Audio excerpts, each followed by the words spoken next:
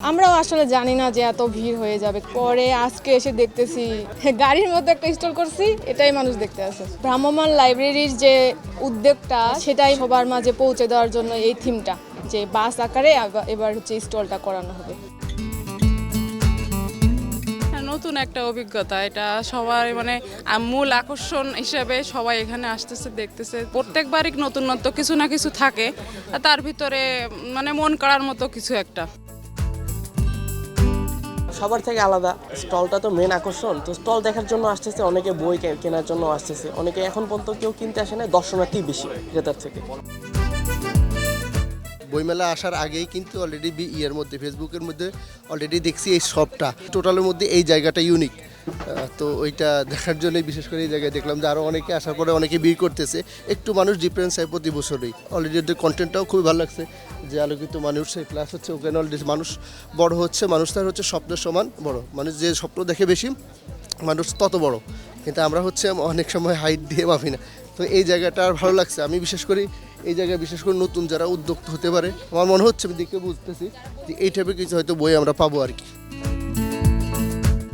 এই যে ইতি প্রকাশনীর যে মালিক জহির দীপ্তি ভাই, উনি আমাকে নিয়ে বসলেন, আমাকে নিয়ে বসার পরে বললেন যে শিমুল কি করা যায়, আমরা একটা তো স্টল করবো, এত বছর এই 17 বছর তো আমরা অনেক স্টল নিয়ে বিভিন্ন সময় বিভিন্ন ঝামেলায় পড়ছি, তো আমরা এমন কিছু একটা করতে পারি কিনা যে জিয়াউর রহমান বা তারেক রহমান বিএনপির এগুলোকে ফুটিয়ে তুলতে। কারণ আমরা তো এতদিন এটা স্টল পাই নাই, মেলাতে বিভিন্ন কারণে আপনারা জানেন কী সব কারণে পাই নাই। তো সেই জায়গা থেকে দীপ্তি ভাই চিন্তা করলো যে আমরা কি জিয়াউর রহমানের যে পৈতৃক বাড়িটা 1895 সালে প্রতিষ্ঠিত হয়েছে, এই বাড়িটা আমরা এই জায়গায় মেলার ভিতরে আমরা করতে পারি কিনা। এটা পুরোটা ওনার মাথা থেকেই আসছে যে এইভাবে করা যায় কিনা। তখন আমি বললাম যে ভাই ছবি দেখান, তো উনি আমাকে ছবি দেখানোর পরে বললাম যে হ্যাঁ ভাই ফ্যান্টাস্টিক, এটা করা যায়, কোনো সমস্যা নেই, আমরা করতে পারবো।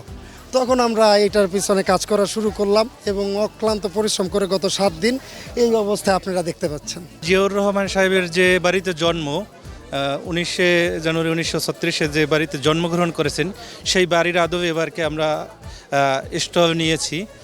কারণ আমরা আসলে রাজনীতিটাকে ওই পর্যায়ে নিয়ে যেতে চাই বা নিয়ে গিয়েছে জিয়াউর রহমান সাহেব সততার কারণে, যে তার যে পৈতৃক বাড়ি সেই বাড়িটি রয়েছে। তিনি কিন্তু গাবতলীতে কিংবা ঢাকা ওই ধরনের কোনো বাড়ি করেন নাই, প্রধানমন্ত্রী ছিলেন, কিংবা তার ওয়াইফ পরবর্তীতে বাংলাদেশের প্রধানমন্ত্রী ছিল দেশনেত্রী বেগম খালেদা জিয়া, তিনিও কিন্তু ঢাকাতে কিংবা বগুড়াতে ওই ধরনের সম্পত্তি করেন নাই। জনাব তারেক রহমান সাহেব ইতিমধ্যে একবার বলেছেন, কিছুদিন আগে আপনারা শুনেছেন যে ঢাকাতে তার কোনো স্থায়ী বাড়ি নাই, স্থায়ী ঠিকানা নাই। আমাদের যে দলের যে একটা সততা নীতি আদর্শ ছিল, যে আসলে ন্যায়ের জন্য রাজনীতি, মানুষের কল্যাণের জন্য রাজনীতি, আমরা এবার সম্মিলিতভাবে উদ্যোগ নিলাম যে আসলে আমাদের নেতাকর্মীরা তো বাড়িটা হয়তো শুধু ওখানেই ছবিতে দেখে, এবার বইমেলায় এরকম কিছু একটা দেখুক, সেই উদ্দেশ্য থেকে আর কি এরকমটা করা।